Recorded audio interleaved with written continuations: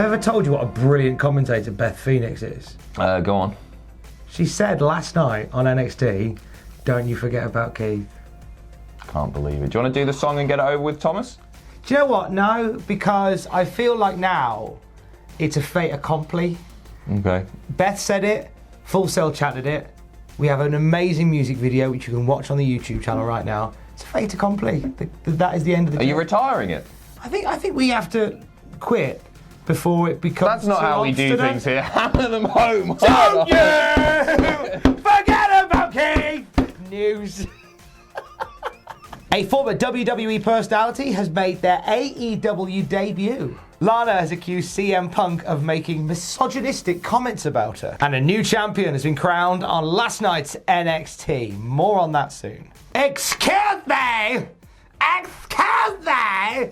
If you ever needed somebody with a more annoying, loud voice than mine, then you have a treat on your hands when AEW Dark rolls around next week, don't you, Adam? That was the worst thing I've ever heard. It's combining two incredibly annoying things together, isn't it? You doing an impression. Yeah, get in here, Barry. That's right. Former WWE personality, former SmackDown General Manager, former brilliant heel manager Vickie Guerrero making her debut on commentary last night for AEW Dark, which you'll be able to watch very, very soon. It was in Garland, Texas. She obviously lives in Texas. This isn't a permanent thing, unfortunately, because reports are that she was fantastic as well. But we've seen Taz pop up in the past on AEW, and it's just like, it's a one and done, if you will, which I'm really, really sad about. I'm not sad about it, because she's brilliant. I'm such a big Vickie Guerrero fan.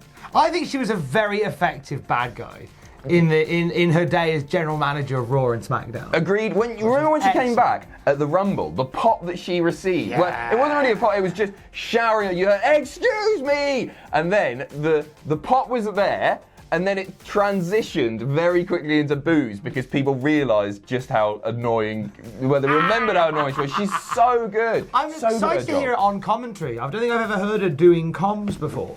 Outside of doing like a story. I've got a feeling that, she's popped up on SmackDown commentary a few times. Like, I can picture her at ringside when Ziggler's wrestling, doing commentary. She's a great talker. She's somebody that came into WWE and she was just Eddie's wife, right? Yeah. And then she created this fantastic character of her own, which was just, like, it was really entertaining TV. She's just a tremendous heel.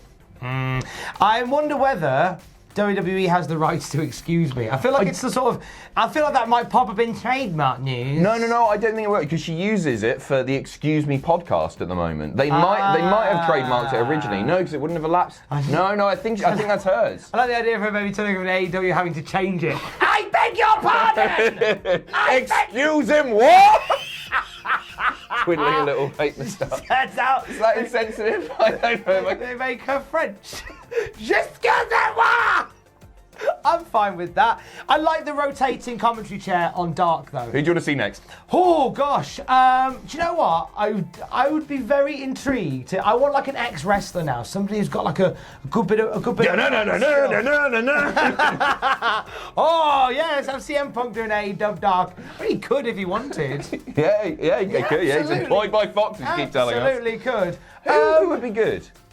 Who do I want to hear? He's so WWE, but I'd love to see John Laurinaitis. It's never going to happen because he's like with the WWE and everything. But I love, speaking of heel general managers who were great, I think he was terrific. That'd be quite exciting. Who else? I don't know whether because it's easy just to kind of go, let's go back to some old commentators. What happened to that commentator? Like Todd Grisham. No thanks. What a career summed up with a face. Yeah, all right. Imagine being Todd Grisham and having your name come up. And he's still doing stuff, isn't he? Doesn't he do the odd He bit probably does a podcast. Whatever. He does the They all do. podcast. Who else? Come on. There's got to be an on-screen personality who would be really good. I think former general managers, maybe. That's the criteria. Teddy Long. Yeah, Teddy Long's a nice shout. I'll be up for hearing Teddy Long. Yeah, okay. Do a bit of comms. I'm very intrigued by Ted. Intrigued by Ted. Goodness me. Has he got a podcast? I assume so. Him and Todd Grisham do one. Called Intrigued by Ted. Look in my eyes. What do you see? CM Punk getting told off by CJ Perry. Oh, wow. I hate him too. You know what? I hate me too. I live in this skin. And it breaks me every day.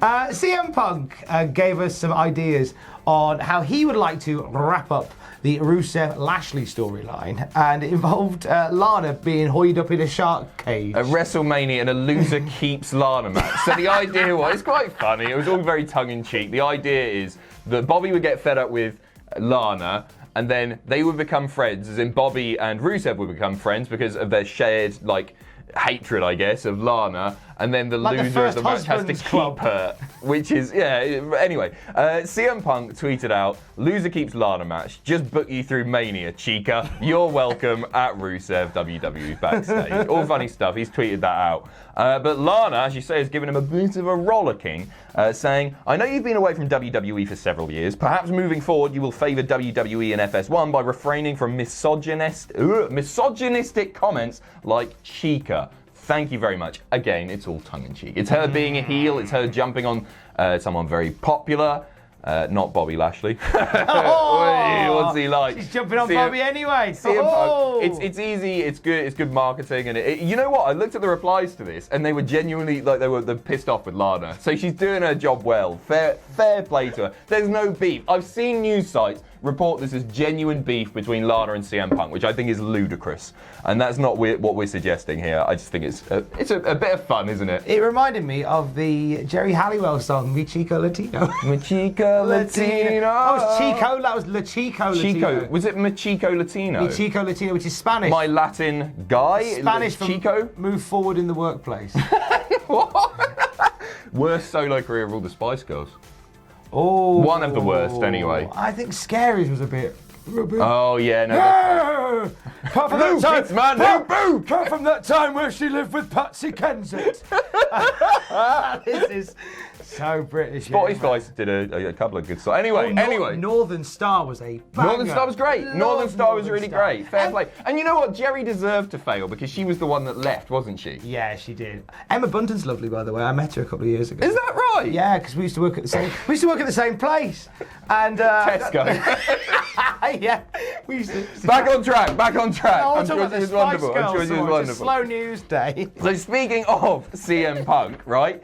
WWE Backstage viewership has declined despite the fact that he was on the show. So this is a real surprise, right? Yeah. The latest episode drawing 127,000 viewers, which is an 8% decline from 138 the previous week, where Seth Rollins was on the show, which means Seth Rollins is more of a draw than CM Punk. Rollins is a bigger draw than Punk. Right? Oh, That's man. a real surprise. I genuinely thought we would just see the rating sort of average Punk. Average Punk. But that isn't the case this year. That said, he didn't say anything of interest, really, did he, this week? Give us something to talk about, Punky. He really wasn't the love length on the page that they were hoping that he would be. Incidentally, Sporty Spice and Brian Adams. Piss off! That When You're Gone. Oh, baby, when you're gone. When you're gone. I feel like doing the news. Or whatever you and Sam would do. I tried to do that, a cover song, when I covered Wrestlers of the Week one week. Yeah. I did that as a cover. It was like, Jack King, when you gone, I realise I'm in trubs. This show goes on and on. Oh, I can't remember what it was, but I did it. I recorded it. And then bloody YouTube kicked it off a copyright. The bastards. Took me ages. It took me like 4 hours. Flipping at YouTube. Scumbags. Absolute scumbags. We're doing the news. I have donned the spoiler chicken hat, which means there are... Is that what that is? Yes. Cluck, cluck, you're out of luck. Spoiler warning from here on in. If you haven't watched NXT yet, then you might want to just skip ahead because we're going to ruin it for you in 3, 2, 1. New champion! New champion! Angel Garza defeating Lio Rush last night to become the new NXT Cruiserweight Champion. Thoughts? Phenomenal match. I haven't seen it yet. Phenomenal match. NXT graded, coming up on the YouTube channel very, very shortly. But they opened the night. Garza and Rush they've had a couple of really solid matches. Mm-hmm. And this one felt really different because they've had this blood feud building, so it felt really intense. And Garza busted out a new finishing move to win the whole thing as well, which I was really excited about. Lovely. Yeah. What did he do after the match, Thomas? Oh, well, after the match, he broke the hearts of everybody and probably lost about 50% of his drawing power. I'm kidding. I'm kidding. It's lovely. He proposed to his girlfriend during the ad break, just like John Cena and Nikki at WrestleMania. During the ad break, the WrestleMania ad break. mate. Isn't that true? I never really thought of that comparison. Yeah, but Garza... He's got the same placement as the Don't You Forget About Keith video. It's a dark segment. Nobody cares. No, congratulations to Angel Garza. Come on, Tom, give us a clap. Oh, give us a clap. Mate. Mara made a really funny comment, actually. He said something along the lines of, isn't marriage a bit like a really long main course, but you have the dessert first? Oh!